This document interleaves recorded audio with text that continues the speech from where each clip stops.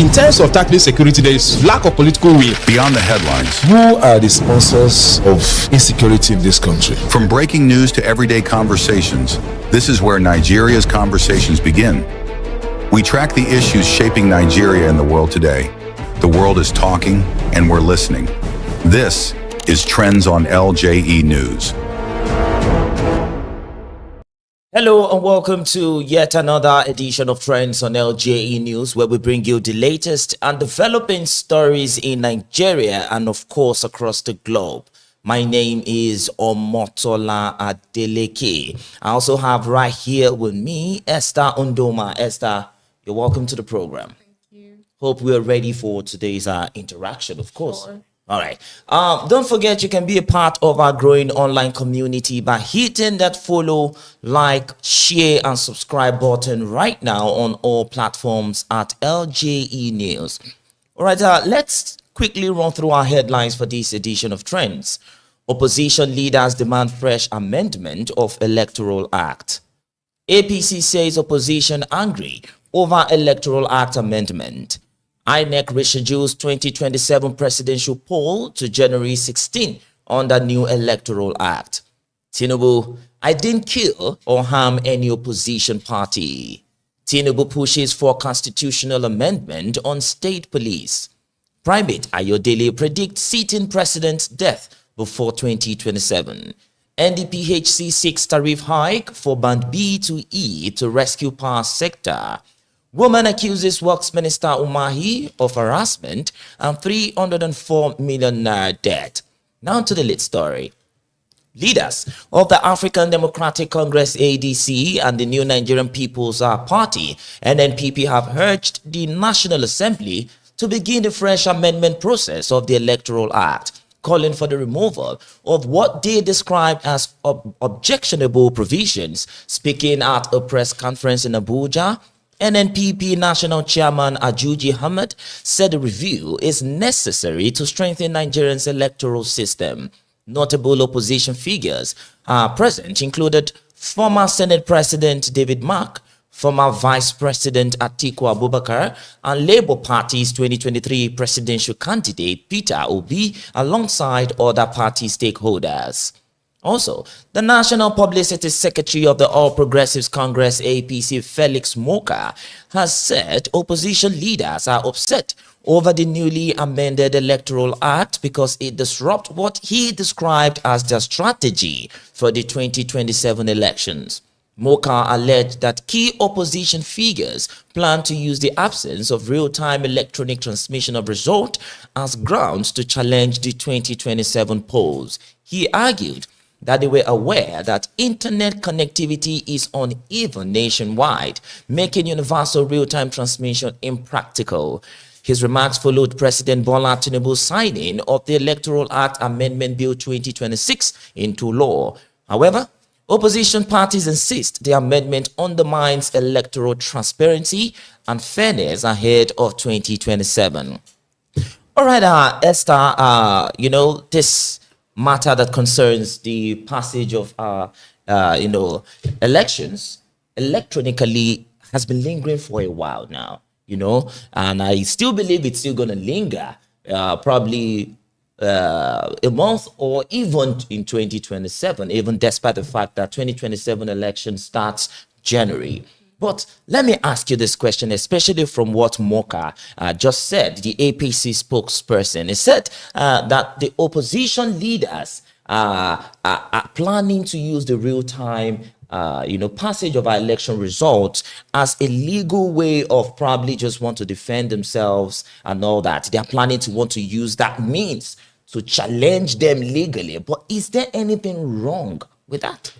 There's absolutely nothing wrong with that, because if they claim that they want to use it as a means to challenge them, then why don't they accept the challenge? What's the big deal there in it? Why are they still trying to banter this thing? It has been going on for way too long. Even after the law has been passed, they've not still come to the agreement that this is what they want. So if everybody is still insisting that they should just allow the electronic transmission to hold. They also said that it's they found out that it cannot be transmitted electronically because of the uneven network. And network companies have come out to say that 2G network can transmit this. So it's obviously contradicting what they are saying. But what do you think the APC is afraid of? I mean, why make it look like it's a bad thing to challenge, elections legally? Of course, there are legal grounds where legal grounds are allowed, to challenge election results. Then why make it sound like it's a bad thing? Why make it sound like it should not even happen?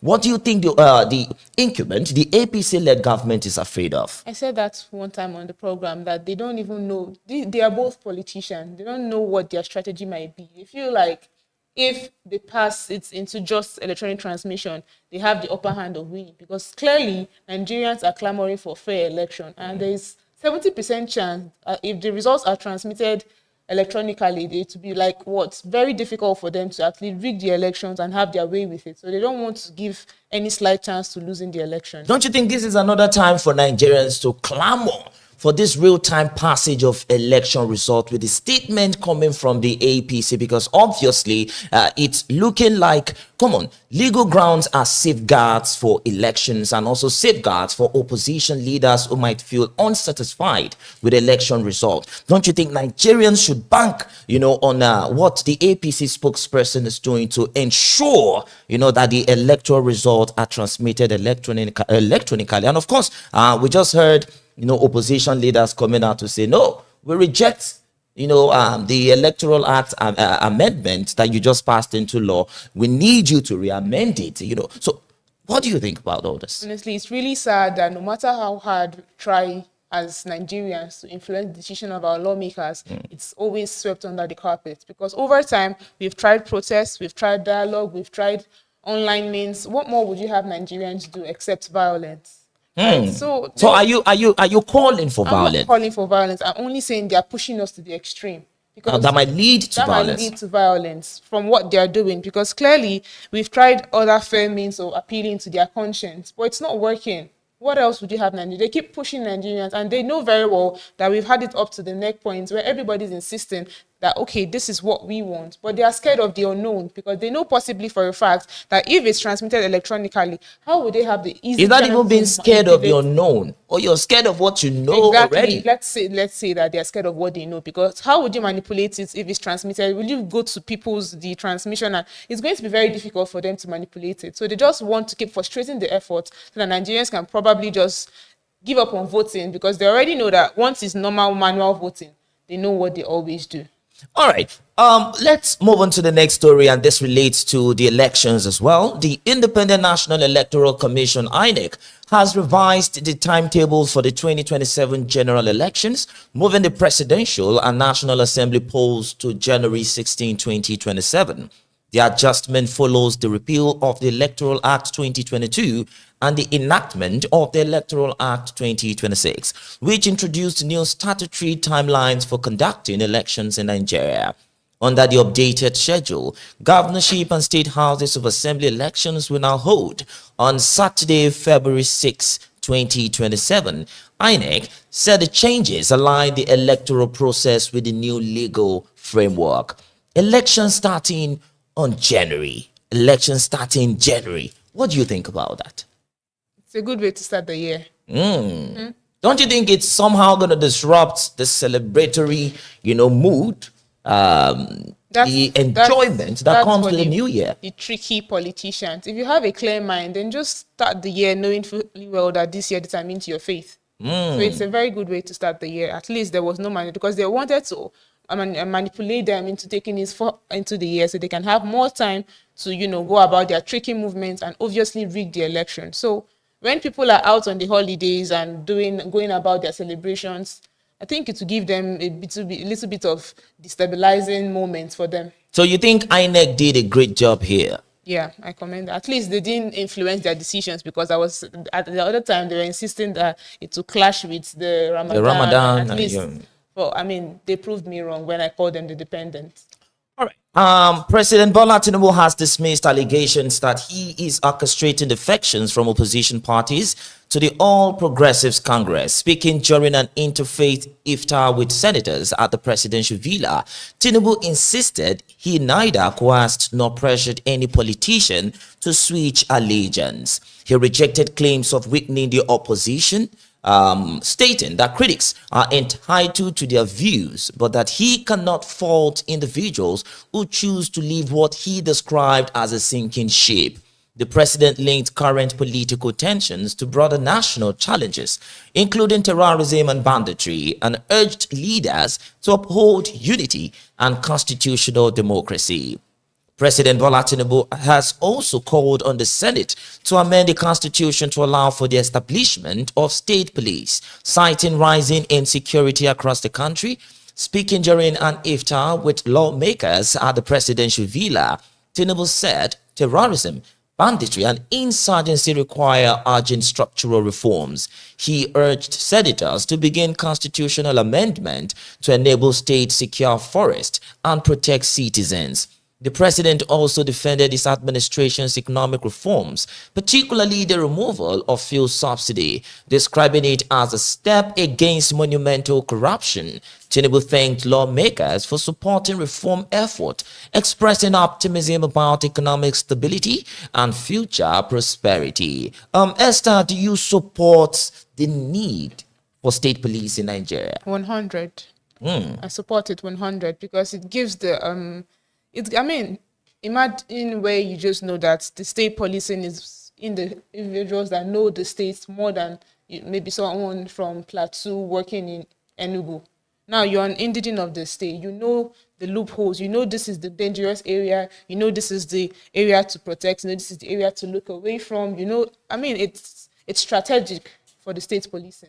Okay, it's strategic, right? Yeah, it will curb insecurity to an extent because imagine the indigents that actually know, some indigents know where these hideouts are in the states, but they are not in the law, they're not in the security parastatal or whatnot, so they just hold back. But if you give them the opportunity to start working with these people, it will curb insecurity to an extent. All right, to a certain level, we have vigilantes, we have some local vigilantes in some of our states and all that. And from reports that we've heard so far, some of these governors, some local government chairmen use some of these people for the political agenda, use some of them to fight their political enemies, use some of them to even, commit some atrocities and all that. Aren't you scared that state policing might lead to such? Don't you think governors might perhaps want to use these people, use the state police officers, to fight political enemies rather than protect lives and properties? They use the officers that are not even from the states, even more than they use people from the states. Because my dad happens to fall under all of this. He was a prison officer. Now, most of the people that work with him are not even from the states, but their loyalty somehow lies to where they are from because they feel they know more about their own indigenous area more than where they were posted to. So if the state policing begins to work, I feel like they'll be more loyal to serving the people than serving the government, unlike people that were posted from God knows where to come and work in the state. But the people don't have as much money these governors have. So how would you vouch, for their loyalty to the people and not for the government? That's where the governments come in. They should place them on a reasonable amount of salary to make them know that the money is not the problem. They should just do their work effectively and they'll get paid at the end of the day. Now, let's talk about the factions. President Bola Tinubu has said he has not forced anybody. He's not planning on killing opposition parties. He's not planning on suppressing, competition and all that. Now, do you think there should be stricter laws to prevent this cross-carpeting and defections from one political party to another? I don't know if that is even going to change anything. Because regardless of defections and all of that, they know the reason why they are moving from place to place. They know that the reason for... Now, he called them the sinking ship. Before a ship can sink, there must be penetrations or infiltrations from maybe water or leaking holes and all of that. Some of these leaders who remain in their party cause issues are deliberately trying to sink the ship. I'm going to use Mr. Wike, for example. He's sinking the ship of the PDP, making it, not reasonable anymore. So making leaders move from there to the ruling party APC. He's not even the problem. The problem is the APC is trying to make leaders feel like once you're with us, you're safe. Once you're with us, your criminal activities are covered. Once you're with us, you don't have security issues. So why wouldn't they want to leave their sinking ship? So you're saying Mr. Wike is like the heavy wave current trying to capsize the boat of the PDP? Yes, he is. Okay. Leader of the INRI Evangelical Spiritual Church, Primate Elijah Ayodele, has stirred widespread reactions after declaring that the sitting president will pass away before 2027. Speaking during a recent church service, the cleric told his congregation between now and 2027, a sitting president is passing away. Ayodele, known for issuing prophecies on political and global affairs, did not specify the country or region he was referring to. However, his statement has generated intense debate across social and traditional media platforms, with supporters, critics weighing in on the prediction. While some followers consider his pronouncement spiritually significant, others have dismissed the latest prophecy as controversial and speculative. You know, Primate Ayodele had made some prophecies in the past. For example, the most recent one when he told the Super Eagles management not to field Lookman, that Lookman is going to destroy the game, and at the end of the day, Lookman became like the man of the match. You know, again, Primate Ayodele had made some false prophecies. Now, this is not an allegation, this is fact. There were prophecies that he had made, and at the end of the day, it turned out to be wrong. Now, do you think that our men of God, do you think our pastors, our prophets, should distinct themselves away from political talks? Distincting themselves from political conversations doesn't make them man of God. Talking about political conversations still doesn't make them men of God, right? So if he prophesies about human beings or politics or whatnot, and it doesn't work for him, then that's his own cup of tea. But I don't. What's really amusing because me this man is popular, and there are things that he says that might actually influence people. You know, so are these kind of things that should be? Are these the kind of things that should be preached in the house of God? It shouldn't be. If you ask me, it shouldn't be, because if you keep making prophecies and influencing, okay, now I think the last one. Let me use the instance you gave. What if they had not? What if they had listened to his prophecy about the football match and they went with it? It would have actually gone wrong. So sometimes, if you're, what if Lookman had underperformed during that match? Would that make his prophecy true? People most likely believe his prophecy, most likely. But personally, for me, I don't really take, so many prophecies regarding political talks, private lives. I don't even take them personal. I don't really talk. So you don't think God can just breathe into some of these prophets and say, "Oh yeah, say this thing about politics, let people hear"? Most of the time, this has never happened. All right. We need to take a short break right now. And of course, when we return, we'll talk some other stories. Stay with us. We will be right back.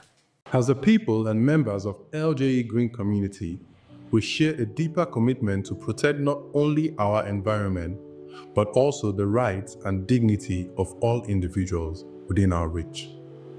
Every day, we are faced with responsibility to uphold human dignity.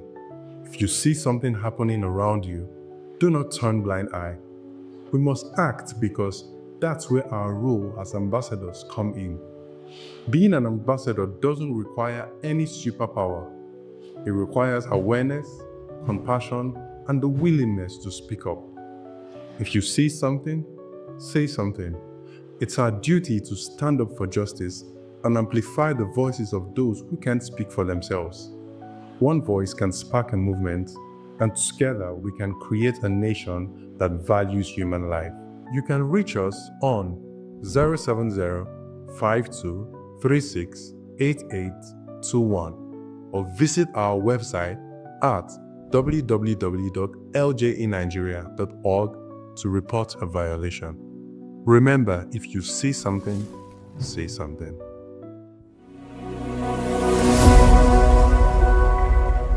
Welcome back, and don't forget, it's still trends on LJE News. Moving on to the next story. The managing director of the Niger Delta Power Holding Company, Jennifer Adehije, has urged the federal government to increase electricity tariffs for Band B to E customers to stabilize Nigeria's power sector. In a statement in Lagos, she advocated the gradual removal of subsidies and adoption of fully cost-reflective tariffs, citing severe liquidity challenges with only about 30% of sector invoices reportedly settled. Adehije said a financially viable market would restore investor confidence and attract private participation. Her remarks come amid dispute over legacy debt between generation companies and the government, as well as ongoing concerns over unstable power supply nationwide. No, this is not the first time electricity tariff is being increased. This is not even the second time. And you're advising the government to increase it again, despite the fact that we'll be having power grid shutdowns, unstable power supply, and all this. What will be the justification to all this? I really don't know, because increasing the tariff doesn't give us stable electricity. It doesn't change the fact that electricity grids keep falling here and there. It doesn't really do anything for us. But if she keeps insisting on it, then maybe it works. Maybe it works. Oh, you don't think Nigerians should have a problem with the fact that Band B to E that have been probably managing themselves, and you don't think it's a problem? It might be a problem. But in Nigeria, at the end of the day, even what we think is a problem, and the leaders don't see it as a problem, it's their perspective that matters, not ours. A businesswoman, Mrs. Tricinta Nicholas Ohiri, has accused the Minister of Works, David Umahi, of sexual harassment, intimidation, and refusal to pay for campaign promotional materials she allegedly supplied. Ohiri said their business relationship began before Umahi's election as governor of Ebonyi State, after she was contracted to produce corporate gift items for campaign use. Despite requesting mobilization funds, she claimed she was urged to proceed and financed the project with personal savings and loans. She further alleged that during a trip to Ebonyi, the minister made inappropriate advances towards her, which she rejected. Ohiri said she was neither reimbursed nor paid, and that the initial 25.4 million naira debt has risen to 304 million naira with interest. The matter is now before a magistrate court in Abuja. Esther, what are your thoughts to this? Okay, so you know what they say with rich men and owing people, because they think they can intimidate and suppress them at the end of the day. Well, this is not confirmed yet, though. It's still in court. It's still in court. She came out with pictures and I think transaction histories and conversations between she and Umahi. I don't know how true that is, but she has their chats, their conversations. Basically, she came out with that. So I don't know, honestly, but I don't think it wouldn't be true. I don't think it's going to be a lie, because she has, conversations. And he even said in the last meeting that he has never met this woman before. And this is not the first time she came out on social media. This case has been ongoing for like a year now. Yeah. So if he's saying this is the first time he's meeting, what about the last time she came on social media to cry for Nigerians' help? So I don't think there's literally a way she would come out and accuse someone that powerful of that huge amount of money. It's risky for it to be a lie. It's not like the normal story that and we have someone like Omoyele Sowore, an activist, involved in the matter too. So it's not a matter of just pointing fingers at somebody. He was sitting minister and a former governor, so it's too heavy for it to be a lie. All right. Thank you very much, Esther, and that concludes LJE News Update for now. Stay tuned for more updates, of course. Once again, Esther, thank you for your contributions. Always. Make sure to follow, like, share, and subscribe at LJE News on all social media platforms. My name still remains Omotola Adeleke. Bye for now.